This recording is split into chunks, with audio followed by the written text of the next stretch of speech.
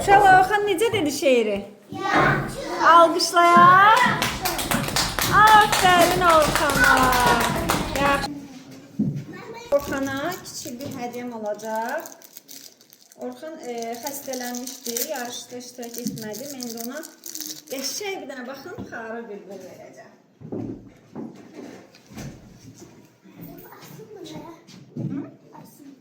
Sen ne doldurmadın? Kaç dolmuştun ha? Sənə nə olmuşdu? De sayla. Atam işte değil de evdeydi. İşte değil de evdeki ev. Hoş geldin. Bir daha alkışlayalım.